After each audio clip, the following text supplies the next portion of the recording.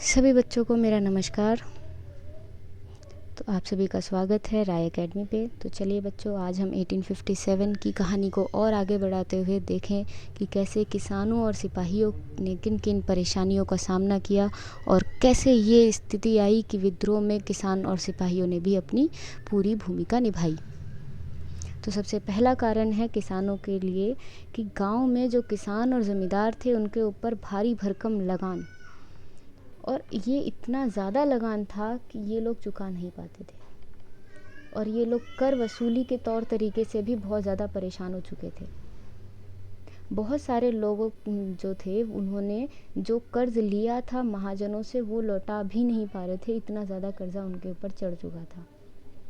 इसके कारण उनकी जो पुरखों पुरानी ज़मीन थी, जो उनकी पीढ़ियों से जो ज़मीनें उनको मिलती हुई आ रही थी, वो सारी उनके हाथ से निकलती जा रही थी। तो पहला कारण हमारा ये हुआ किसानों के विद्रोह का। और कंपनी के तहत काम करने वाले जो भारतीय सिपाही थे उनके अंदर भी असंतोष की स्थिति पैदा हुई, जिसका कारण कंपनी ही थी।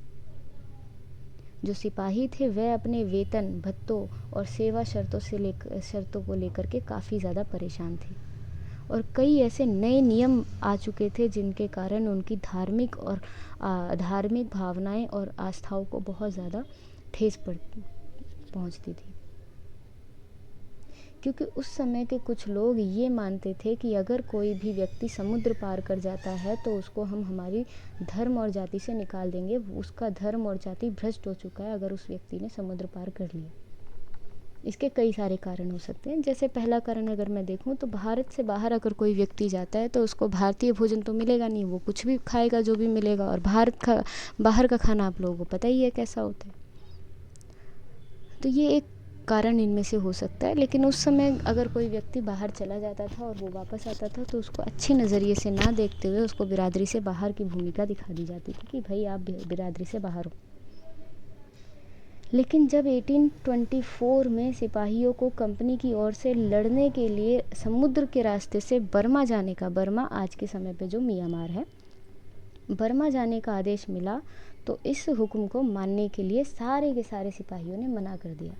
उन्होंने कहा कि सर जी ऐसा है, हम ज़मीन के रास्ते से चले जाएंगे पर समुद्री रास्ते से नहीं जाएंगे।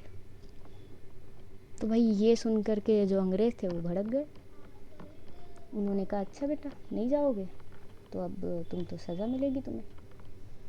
तो इस चीज़ को मना करने के बाद जो लोग थे, अंग्रेज़ थे, जो सरकार थी, उसने हुक्म दिया कि इन्होंने हमारी बात नहीं मानी है तो इनको सख्त से सख्त सज़ा दी जाए। लगभग सभी सिपाहियों को जेल हो गई थी और काफ़ी ज़्यादा जुर्माना भी उनको भरना पड़ा था। और फिर कंपनी ने एक और नाटक किया। क्या नाटक किया?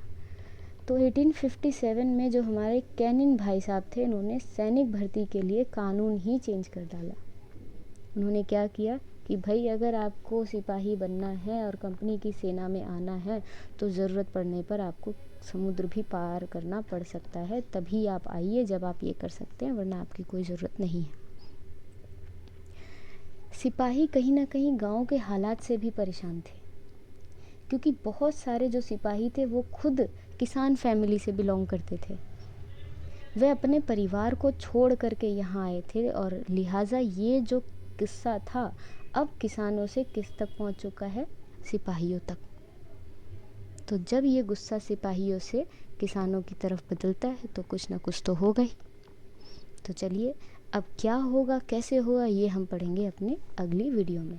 आशा करती हूँ कि आप अगर ये वीडियो अच्छी लगी होगी तो चैनल को सब्सक्राइब करेंगे और उन लोगों तक भेजेंगे जिन बच्चों को हिंदी माध्यम के होने की वजह से कंटेंट नहीं मिल पाता है एनसीईआरटी का पूरी तरीके से। तो आप सभी का धन्यवाद।